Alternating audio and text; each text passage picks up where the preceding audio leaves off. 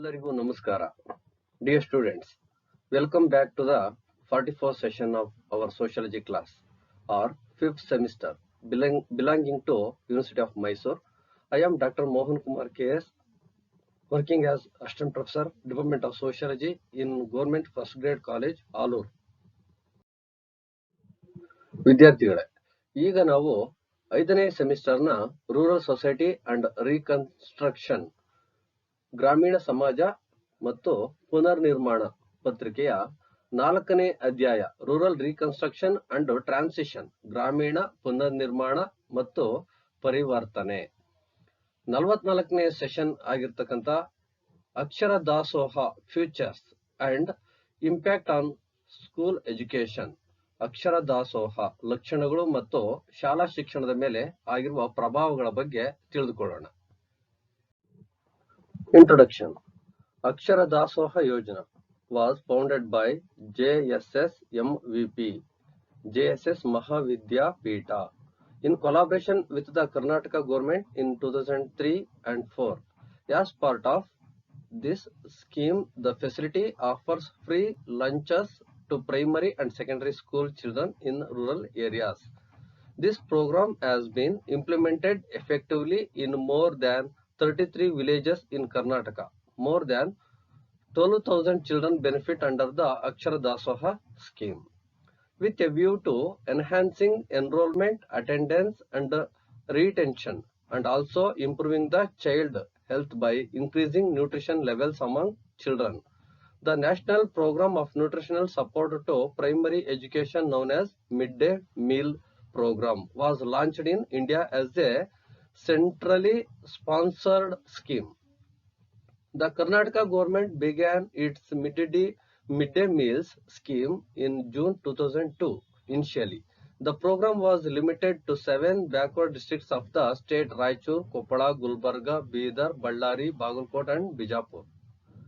Later, in 2003, under the ambitious Akshara Dasoha program, the remaining 28 districts were also included in the scheme by the year 2005 and 6.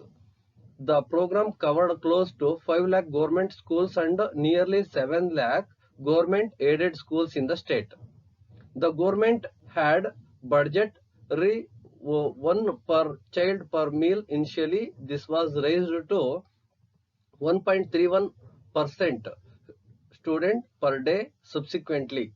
Each child gets 100 grams of rice per day from the Food Corporation of India under this scheme.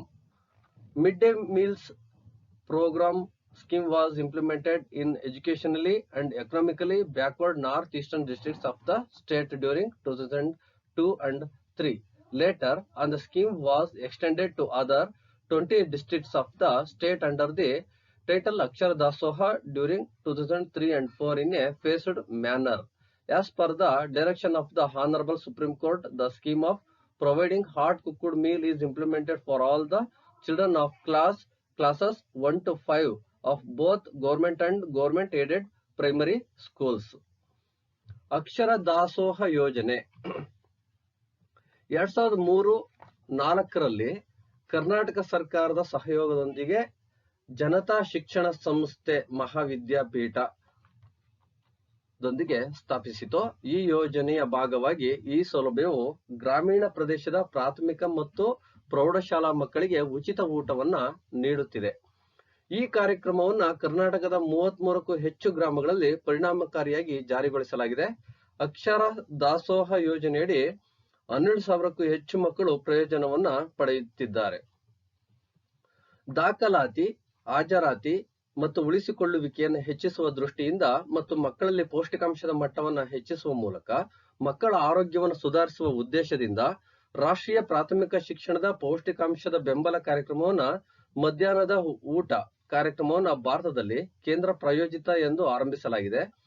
Karnataka ಸರ್ಕಾರ ತನ್ನ ಮಧ್ಯಾಹ್ನದ ಊಟ ಯೋಜನೆಯನ್ನ June 2ರಲ್ಲಿ ಸ್ಥಾಪಿಸಿತು.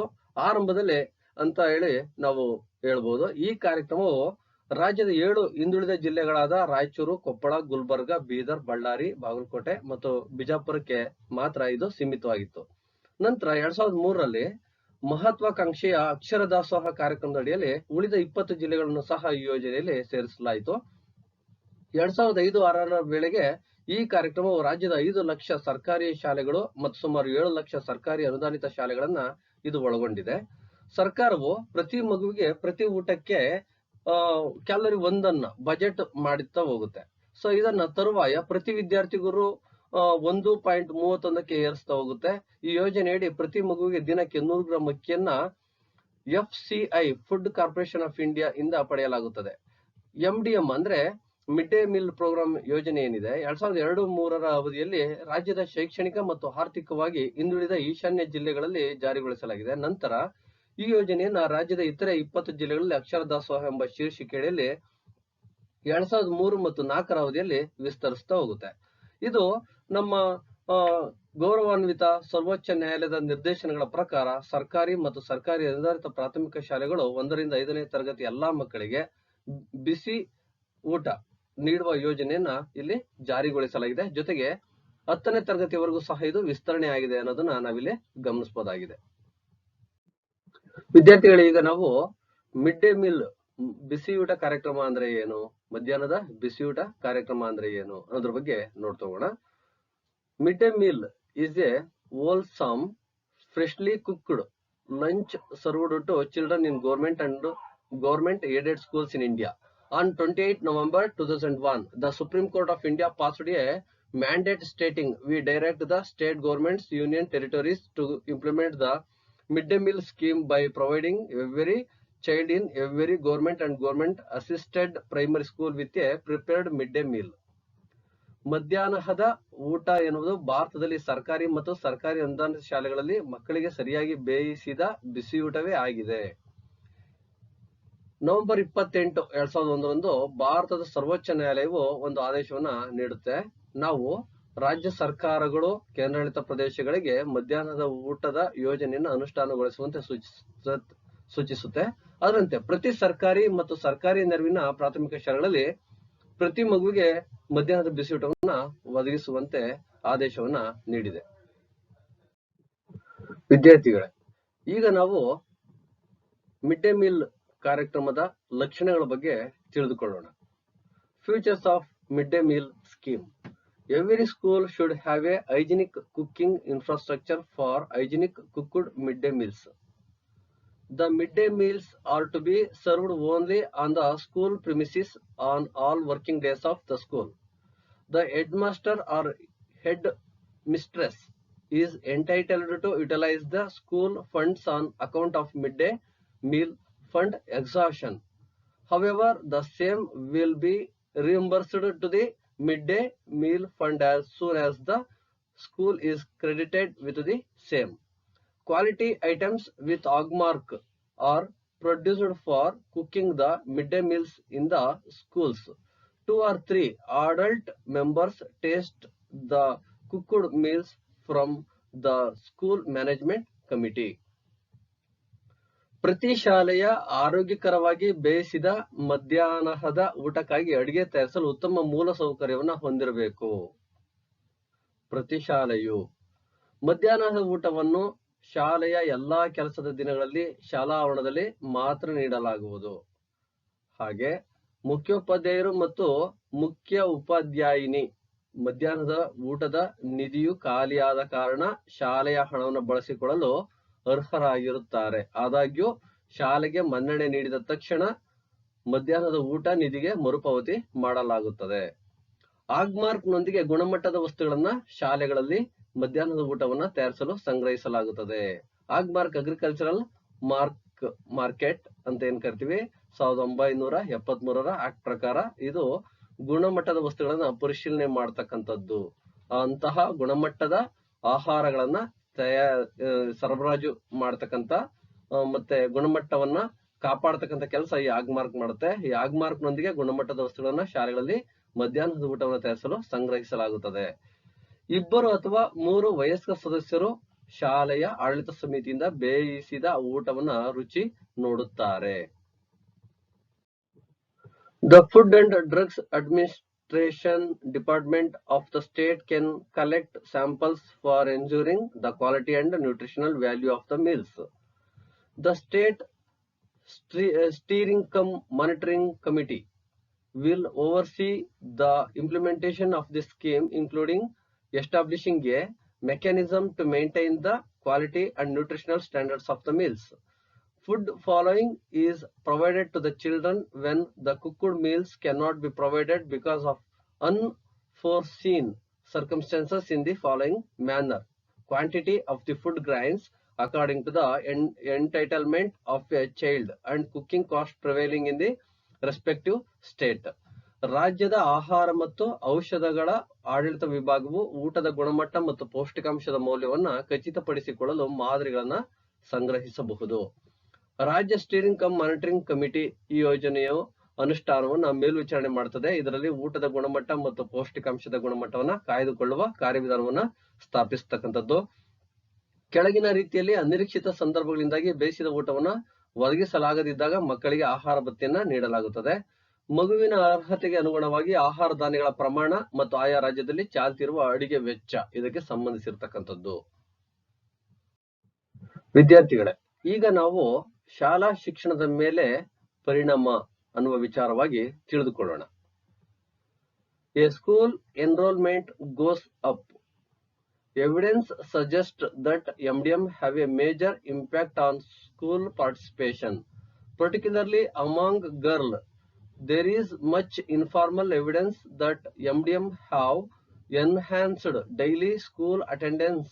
Many parents, for instance, reported that MDM had made it much easier for them to send their children to school in the morning.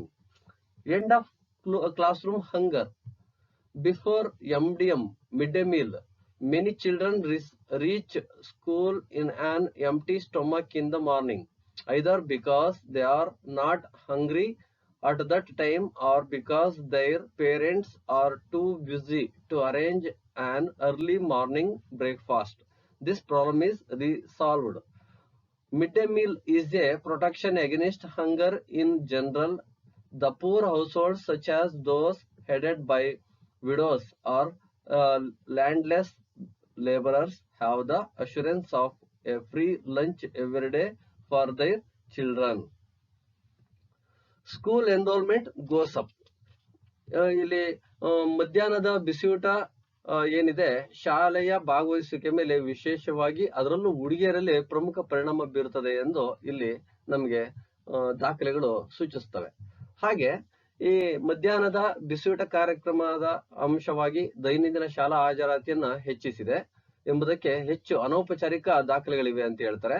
ಉದಾಹರಣೆಗೆ ಅನೇಕ ಪೋಷಕರು ಮತ್ತೆ ತಮ್ಮ ಮಕ್ಕಳನ್ನ ಬೆಳಿಗ್ಗೆ ಶಾಲೆಗೆ ಕಳಿಸಲು ಸುಲಭವಾಗಿಸಿದೆ ಎಂದು ಇದು ವರದಿ ಮಾಡಿರ್ತಕ್ಕಂಥ ನಾವಿಲ್ಲಿ ಗಮನಿಸಬಹುದಾಗಿದೆ. ಮತ್ತೆ ಇಲ್ಲಿ ಎಂಡ್ ಆಫ್ ಕ್ಲಾಸ್ ರೂಮ್ ಹಂಗರ್, ಇಲ್ಲಿ ನಾವು ಈ ಅಂಶವನ್ನ ನಾವು ಗಮನಿಸ್ತಾ ಬರ್ತೀವಿ. ನಾವು ಮಕ್ಕಳ ಒಂದು ಹಸುವಿನ ಒಂದು ಇದನ್ನ ಕೊನೆಗಾಣಿಸಿದೆ ಅನ್ನೋ ನಿಟ್ಟಿನಲ್ಲಿ ಹೇಳ್ತಕ್ಕಂಥ ಅಂಶಗಳು. MDM ಮೊದಲು ಅನೇಕ ಮಕ್ಕಳು ಬೆಳಿಗ್ಗೆ ಖಾಲಿ ಹೊಟ್ಟೆಯಲ್ಲಿ ಶಾಲೆಗೆ ತಲುಪುತ್ತಾರೆ. ಆ ಸಮಯದಲ್ಲಿ ಅವರಿಗೆ ಹಸುವಿಲ್ಲದಿರುವುದರಿಂದ ಅಥವಾ ಹಸು ಇರೋದ್ರಿಂದ ಅವರ ಪೋಷಕರು ಮುಂಜಾವಿನ ಉಪಹಾರ ಏರ್ಪಡಿಸಲು ತುಂಬಾ ಕಾರ್ಯನಿರತರಾಗಿರ್ತಾರೆ. ಈ ಸಮಸ್ಯೆನ ಪರಿಹರಿಸಲಾಗಿದೆ.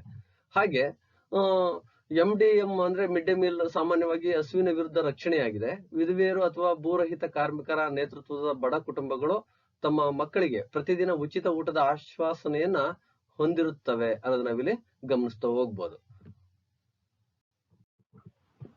ಅದೇ ರೀತಿಯಾಗಿ learning to share. Midday meal have an important socialization value as children learn to sit together and share a common meal. One can expect some erosion of caste prejudice and class inequality.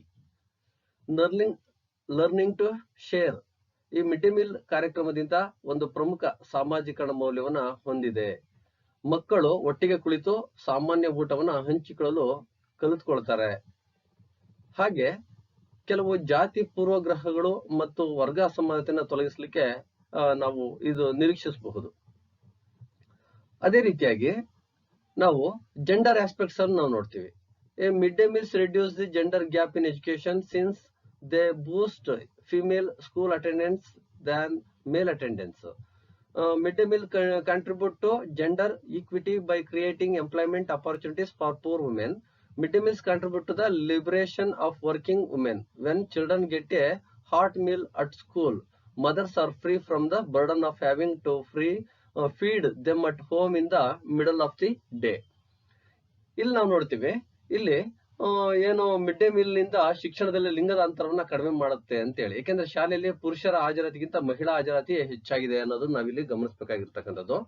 ಅದೇ ರೀತಿಯಾಗಿ mid day meal ಬಡ ಮಹಿಳೆಯರಿಗೆ ಉದ್ಯೋಗ ಅವಕಾಶಗಳನ್ನ ಸೃಷ್ಟಿಸುವ ಮೂಲಕ ಲಿಂಗ ಸಮಾನತೆಗೆ ಕೊಡುಗೆ ನೀಡ್ತಾ ಇದೆ ಅಂತ ಹೇಳಿ.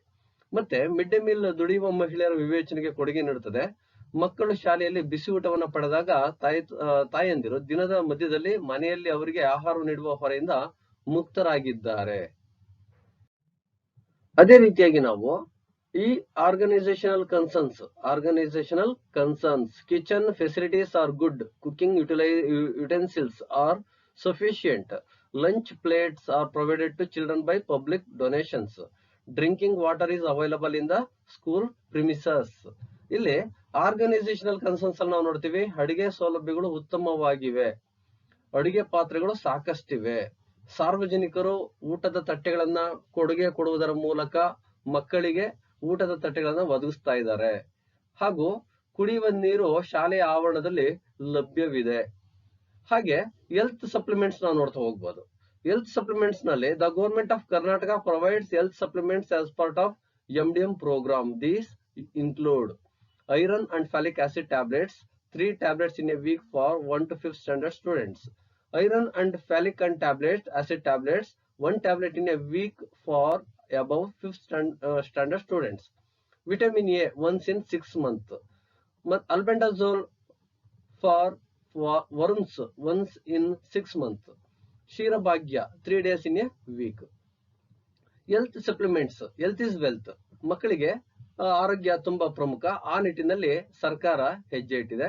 ಅದರಲ್ಲೂ ಸಹ ನಾವು ಮಿಡ್ ಡೇ ಮೀಲ್ ಕಾರ್ಯಕ್ರಮದ ಭಾಗವಾಗಿ ಕರ್ನಾಟಕ ಸರ್ಕಾರವು ಆರೋಗ್ಯ ಪೂರಕಗಳನ್ನು ಒದಗಿಸ್ತಾ ಹೋಗುತ್ತೆ. ಅದ್ರ ಜೊತೆಗೆ ಕಬ್ಬಿಣ ಮತ್ತು ಫೋಲಿಕ್ ಆಸಿಡ್ ಟ್ಯಾಬ್ಲೆಟ್ 1 ರಿಂದ 5ನೇ ತರಗತಿಯೊಳಗೆ ದುರ್ಬಲ ವಿದ್ಯಾರ್ಥಿಗಳಿಗೆ 3 ಮಾತ್ರೆಗಳನ್ನ ಕೊಡ್ತಾ ಹೋಗುತ್ತೆ. ಯಾಕೆಂದ್ರೆ ಇದು ತುಂಬಾ ವೀಕ್ ಆಗಿರ್ತಕ್ಕಂಥ ಮಕ್ಕಳು, ಅವಕ್ಕೆ ತುಂಬಾ ಅನುಕೂಲ ಆಗುತ್ತೆ. ಅದೇ ರೀತಿ ಕಬ್ಬಿಣ ಮತ್ತು ಫೋಲಿಕ್ ಆಸಿಡ್ ಟ್ಯಾಬ್ಲೆಟ್ 5ನೇ ತರಗತಿ ಮೇಲ್ಪಟ್ಟ ದುರ್ಬಲ ವಿದ್ಯಾರ್ಥಿಗಳಿಗೆ 1 ಟ್ಯಾಬ್ಲೆಟ್ ವಿತರಣೆಯನ್ನ ಮಾಡ್ತಾ ಹೋಗುತ್ತೆ.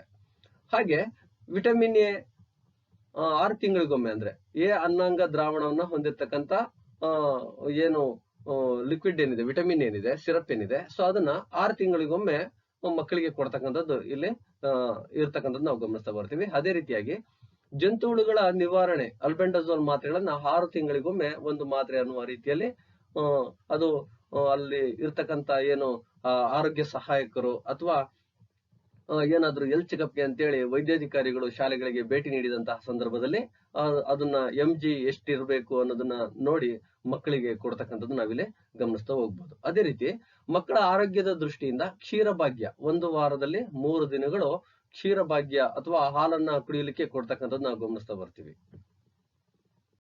ಅದೇ ರೀತಿಯಾಗಿ ನಾವು ಸ್ವಚ್ಛತೆ ಬಗ್ಗೆಯೂ ಸಹ ಹೆಚ್ಚಿನ ಆದ್ಯತೆಯನ್ನು ಕೊಡಬೇಕಾಗುತ್ತೆ. Hygienic factors. Cooks take bath every day and come with clean clothes to cook food in the school. In all schools, cooks wear head scarf and apron before they start cooking. Cooks come to school before commencement of the school. They clean the kitchen, they sweep the floor and swab. They clean the food grains first and wash vessels and also clean the vegetables and greens. They cut the vegetables. Cleanliness is maintained in all schools while serving food to children. ಅಡುಗೆಯವರು ಪ್ರತಿದಿನ ಸ್ವಚ್ಛತೆಯಿಂದ ಬರಬೇಕಾಗುತ್ತೆ ಶಾಲೆಗೆ. ಯಾಕೆಂದ್ರೆ ಅಡಿಗೆಯವರು ಪ್ರತಿದಿನ ಸ್ನಾನ ಮಾಡಬೇಕು ಮತ್ತು ಶಾಲೆಯಲ್ಲಿ ಆಹಾರವನ್ನು ಬೇಯಿಸಲು ಸ್ವಚ್ಛ ಬಟ್ಟೆಗಳೊಂದಿಗೆ ಬರಬೇಕು. ಇದು ನಿಯಮ. ಯಾಕೆಂದ್ರೆ ಯಾವುದೇ ರೀತಿಯ ಮಕ್ಕಳಿಗೆ ಈ ಆರೋಗ್ಯದ ಮೇಲೆ ಏರುಪೇರು ಆಗಬಾರ್ದು ಅನ್ನೋ ನಿಟ್ಟಿನಲ್ಲಿ ಸ್ವಚ್ಛತೆಗೆ ಹೆಚ್ಚಿನ ಆದ್ಯತೆಯನ್ನ ಕೊಟ್ಟಿರ್ತಕ್ಕಂಥ ನಾವಿಲ್ಲಿ ಗಮನಿಸ್ತಾ ಬರ್ತೀವಿ. ಎಲ್ಲಾ ಶಾಲೆಗಳಲ್ಲಿ ಅಡುಗೆಯವರು ಅಡುಗೆ ಪ್ರಾರಂಭಿಸುವ ಮೊದಲು ತಲೆಗೆ ಸ್ಕಾರ್ಫ್ ಮತ್ತು ಏರ್ಫನ್ ಧರಿಸಬೇಕು. ಯಾಕೆಂದ್ರೆ ತಲೆ ಕೂದಲು ಆಹಾರದಲ್ಲಿ ಸೇರಬಾರದು ಅಂತ ಹೇಳಿ. ಮತ್ತೆ ಯಾವುದೇ ರೀತಿಯ ಬೆವರಾಗ್ಲಿ ಅಥವಾ ಏನು ಅವರ ಬಟ್ಟೆಗಳ ಮೇಲೆ ಇದ್ದಂತಹ ಕೊಳೆ ಆಗ್ಲಿ ಇದಕ್ಕೆ ಬೇಯಿಸಿದ ಆಹಾರಕ್ಕೆ ಬೀಳಬಾರ್ದು ಅನ್ನೋ ನಿಟ್ಟಿನಲ್ಲಿ ಮುಂಜಾಗ್ರತಾ ಕ್ರಮವನ್ನ ಇಲ್ಲಿ ಧರಿಸ್ತಕ್ಕಂಥದ್ನ ಮಾಡ್ತಕ್ಕಂಥದ್ದು ನಾವಿಲ್ಲಿ ಗಮನಿಸ್ತಾ ಬರ್ತೀವಿ. ಹಾಗೆ ಶಾಲೆ ಪ್ರಾರಂಭವಾಗುವ ಮೊದಲು ಅಡಿಗೆಯವರು ಶಾಲೆಗೆ ಬರ್ತಕ್ಕಂಥದ್ದು, ಅವರು ಅಡಿಗೆ ಮನೆಯನ್ನ ಸ್ವಚ್ಛಗೊಳಿಸ್ತಕ್ಕಂಥದ್ದು, ಅವರು ನೆಲ ಮತ್ತು ಸ್ಲ್ಯಾಬ್ ಅನ್ನ ಗುಡಿಸ್ತಾರೆ ಅನ್ನೋದನ್ನ, ಅಂದ್ರೆ ಧೂಳನ್ನ ಮತ್ತೆ ಮೇಲ್ಗಡೆ ಕಟ್ಟಿರ್ತಕ್ಕಂಥ ಜಾಡನ್ನ ತೆಗಿತಕ್ಕಂಥ ಕೆಲಸವನ್ನ ಅವರು ಮಾಡ್ತಾರೆ ಅಂತೇಳಿ. ಮೊದಲು ಆಹಾರ ಧಾನ್ಯಗಳನ್ನ ಸ್ವಚ್ಛಗೊಳಿಸ್ತಾರೆ ಮತ್ತು ಪಾತ್ರೆಗಳನ್ನ ತೊಳೆದುಕೊಳ್ತಾರೆ ಮತ್ತು ತರಕಾರಿಗಳು ಮತ್ತು ಧಾನ್ಯ, ಸೊಪ್ಪು ಅನ್ನ ಸ್ವಚ್ಛಗೊಳಿಸ್ಕೊಳ್ತಕ್ಕಂಥದ್ದು. ಮಕ್ಕಳಿಗೆ ಆಹಾರ ನೀಡುವಾಗ ಎಲ್ಲಾ ಶಾಲೆಗಳಲ್ಲಿ ಸ್ವಚ್ಛತೆಯನ್ನ ಕಾಪಾಡ್ತಕ್ಕಂಥದ್ದು ನಿಯಮ, ಬಿಸಿಯೂಟದ ಪ್ರಮುಖವಾದ ನಿಯಮ ಇದು. ನಂತರ ಮಿಡ್ ಡೇ ಮೀಲ್ಸ್ ಪ್ರೋಸೆಸ್ ಯಾವ ರೀತಿ ಇದೆ ಅದ್ರ ಬಗ್ಗೆ ನೋಡ್ತೋಗೋಣ. As soon as the school prayers is over and attendance is taken, cooks get the indent, that is number of children who consume midday meal from the headmaster of the school. Based on the number of beneficiaries who take midday meals, she collects food grains and ingredients from the store as per norms and starts cooking by using LPG. She enters the details of the beneficiaries, food grains and ingredients used and cost utilized for preparation of food in the concerned register on the same day. ಯಾಕೆಂದ್ರೆ ಇಲ್ಲಿ ನಾವು ಗಮನಿಸ್ತಾ ಬರ್ತೀವಿ, ಮಧ್ಯಾಹ್ನದ ಬಿಸಿಯೂಟದ ಒಂದು ಏನು process ಯಾವ ರೀತಿ ಇದೆ, ಶಾಲೆಯ ಪ್ರಾರ್ಥನೆ ಮುಗಿದ ನಂತರ ಮತ್ತು ಹಾಜರಾತಿಯನ್ನು ತೆಗೆದುಕೊಂಡ ತಕ್ಷಣ ಅಡಿಗೆಯವರು ಇಂಡೆಂಟ್ ಅನ್ನ ಪಡಿತಾರೆ. ಅಂದರೆ ಶಾಲೆಯ ಮುಖ್ಯ ಶಿಕ್ಷಕರಿಂದ ಮಧ್ಯಾಹ್ನದ ಊಟವನ್ನು ಸೇವಿಸುವ ಮಕ್ಕಳ ಸಂಖ್ಯೆಯನ್ನ ತೆಗೆದುಕೊಳ್ಬೇಕು. ಮೊದಲು ಮಧ್ಯಾಹ್ನದ ಊಟ ತೆಗೆದುಕೊಳ್ಳುವ ಫಲಾನುಭವಿಗಳ ಸಂಖ್ಯೆಯನ್ನು ಆಧರಿಸಿ ಅವಳು ಆಹಾರ ಧಾನ್ಯಗಳು ಮತ್ತು ಪದಾರ್ಥಗಳನ್ನ ಅಂಗಡಿಯಿಂದ ನಿಯಮಗಳ ಪ್ರಕಾರ ಸಂಗ್ರಹಿಸಿ LPG ಬಳಸಿ ಅಡಿಗೆ ಮಾಡಲು ಪ್ರಾರಂಭಿಸ್ತಾಳೆ ಅಂತೇಳಿ. ಹಾಗೆ ಇಲ್ಲಿ ಅಡಿಗೆ ಮಾಡುವವರು ಫಲಾನುಭವಿಗಳ ವಿವರಗಳನ್ನ, ಆಹಾರ ಧಾನ್ಯಗಳು ಮತ್ತು ಬಳಸಿದ ಪದಾರ್ಥಗಳನ್ನು ಮತ್ತು ಆಹಾರ ಧಾನ್ಯವನ್ನು ತಯಾರಿಸಲು ಬಳಸಿದ ವೆಚ್ಚವನ್ನ ಅದೇ ದಿನ ಸಂಬಂಧಿತ ರಿಜಿಸ್ಟರ್ಗಳಲ್ಲಿ ನಮೂದಿಸ್ತಾರೆ ಅಂತೇಳಿ. ನಂತರ ಸೇಫ್ಟಿ ಮೆಜರ್ಸ್ ನೋಡ್ಬೇಕಾಗುತ್ತೆ. ಯಾಕೆಂದ್ರೆ ನಾವು ಅಡುಗೆ ತಯಾರಿ ಮಾಡೋದು ದೊಡ್ಡ ವಿಚಾರ ಅಲ್ಲ, ಅದರ ಸುರಕ್ಷತಾ ಕ್ರಮಗಳು ಸಹ ತುಂಬಾ ಪ್ರಮುಖ. ಆ ನಿಟ್ಟಿನಲ್ಲಿ ನಾವು ನೋಡಿದಾಗ the gas cylinders are used economically and safely, the cylinders are kept in safe place. Fire extinguishers have been installed in all the schools compulsorily as per the direction of Honorable Supreme Court. The training has been given to handle and use the equipments on a proper way by the fire brigade officials. ಇಲ್ಲಿ ರಕ್ಷಣಾ ಕ್ರಮಗಳನ್ನು ನಾವು ಗಮನಿಸಿದಾಗ gas ಸಿಲಿಂಡರ್ಗಳನ್ನ ಆರ್ಥಿಕವಾಗಿ ಮತ್ತು ಸುರಕ್ಷಿತವಾಗಿ ಬಳಸಲಾಗುತ್ತೆ. ನಂತರ ಸಿಲಿಂಡರ್ಗಳನ್ನ ಸುರಕ್ಷಿತ ಸ್ಥಳದಲ್ಲಿ ಇರಿಸಲಾಗಿದೆ. ಸುಪ್ರೀಂ ಕೋರ್ಟ್ ನಿರ್ದೇಶನದಂತೆ ಎಲ್ಲಾ ಶಾಲೆಗಳಲ್ಲಿ ಕಡ್ಡಾಯವಾಗಿ ಅಗ್ನಿಶಾಮಕಗಳನ್ನು ಅಳವಡಿಸಲಾಗಿದೆ. ಅಂದ್ರೆ ಅಗ್ನಿಶಾಮಕದ ಪರಿಕರಗಳನ್ನ ಅಳವಡಿಸಲಾಗಿದೆ. ಅಗ್ನಿಶಾಮಕ ದಳದ ಅಧಿಕಾರಿಗಳಿಂದ ಸಲಕರಣೆಗಳನ್ನ ಸರಿಯಾದ ರೀತಿಯಲ್ಲಿ ನಿರ್ವಹಿಸಲು ಮತ್ತು ಬಳಸಲು ತರಬೇತಿಯನ್ನು ಸಹ ಇಲ್ಲಿ ನೀಡಲಾಗಿದೆ. Conclusion. Government schemes in India are launched by the government to promote the social and economic well-being of citizens. These schemes play an important role in solving many socio-economic problems that arise in Indian society, and therefore awareness of them is a must for every interested citizen. In this report, some good practices in the implementation of midday meal program in the state of Karnataka and related issues have been discussed and presented. Most of the best practices presented are common throughout the state. Government of Karnataka has initiated the Akshara Dasoha program to provide hot cooked meals to students. While Akshara Dasoha program is primarily an initiative to provide food to school children and improve their health and nutrition, it is expected that the program will also support education observes, enrollment, retention, attendance, and enhanced learning for those attending. ಭಾರತದಲ್ಲಿ ಸರ್ಕಾರಿ ಯೋಜನೆಗಳನ್ನು ಸರ್ಕಾರವು ನಾಗರಿಕರ ಸಾಮಾಜಿಕ ಮತ್ತು ಆರ್ಥಿಕ ಯೋಗಕ್ಷೇಮವನ್ನು ಉತ್ತೇಜಿಸಲು ಆರಂಭಿಸಿದೆ. ಭಾರತೀಯ ಸಮಾಜದಲ್ಲಿ ಉದ್ಭವಿಸುವ ಅನೇಕ ಸಾಮಾಜಿಕ ಆರ್ಥಿಕ ಸಮಸ್ಯೆಗಳನ್ನು ಪರಿಹರಿಸುವಲ್ಲಿ ಈ ಯೋಜನೆಗಳು ಪ್ರಮುಖ ಪಾತ್ರ ವಹಿಸುತ್ತವೆ ಮತ್ತು ಆದ್ದರಿಂದ ಅವುಗಳ ಬಗ್ಗೆ ಅರಿವು ಪ್ರತಿಯೊಬ್ಬ ಆಸಕ್ತ ನಾಗರಿಕನಿಗೂ ಸಹ ಇಲ್ಲಿ ಅಗತ್ಯ. ಈ ವರದಿಯಲ್ಲಿ ಕರ್ನಾಟಕ ರಾಜ್ಯದಲ್ಲಿ ಮಿಡ್ ಡೇ ಮೀಲ್ ಕಾರ್ಯಕ್ರಮದ ಅನುಷ್ಠಾನದಲ್ಲಿ ಕೆಲವು ಉತ್ತಮ ಅಭ್ಯಾಸಗಳು ಮತ್ತು ಸಂಬಂಧಿತ ಸಮಸ್ಯೆಗಳನ್ನು ಚರ್ಚಿಸಲಾಗಿದೆ ಮತ್ತು ಪ್ರಸ್ತುತಪಡಿಸಲಾಗಿದೆ. ಪ್ರಸ್ತುತಪಡಿಸಿದ ಹೆಚ್ಚಿನ ಉತ್ತಮ ಅಭ್ಯಾಸಗಳು ರಾಜ್ಯಾದ್ಯಂತ ಸಾಮಾನ್ಯವಾಗಿವೆ. ಕರ್ನಾಟಕ ಸರ್ಕಾರವು ವಿದ್ಯಾರ್ಥಿಗಳಿಗೆ ಬಿಸಿ ಅಡುಗೆ ನೀಡಲು ಅಕ್ಷರ ದಾಸೋಹ ಕಾರ್ಯಕ್ರಮವನ್ನು ಆರಂಭಿಸಿದೆ. ಅಕ್ಷರ ದಾಸೋಹ ಕಾರ್ಯಕ್ರಮವು ಪ್ರಾಥಮಿಕ ಪ್ರೌಢಶಾಲಾ ಮಕ್ಕಳಿಗೆ ಆಹಾರ ಒದಗಿಸಲು ಮತ್ತು ಅವರ ಆರೋಗ್ಯ ಮತ್ತು ಪೌಷ್ಟಿಕತೆಯನ್ನು ಸುಧಾರಿಸುವ ನಿಟ್ಟಿನಲ್ಲಿ ಒಂದು ಉಪಕ್ರಮವಾಗಿದೆ. ಹಾಗೂ ಈ ಕಾರ್ಯಕ್ರಮವು ಶಿಕ್ಷಣದ ಉದ್ದೇಶಗಳನ್ನ ಬೆಂಬಲಿಸುತ್ತದೆ ಎಂದು ನಾವು ನಿರೀಕ್ಷಿಸಿದ್ದೇವೆ.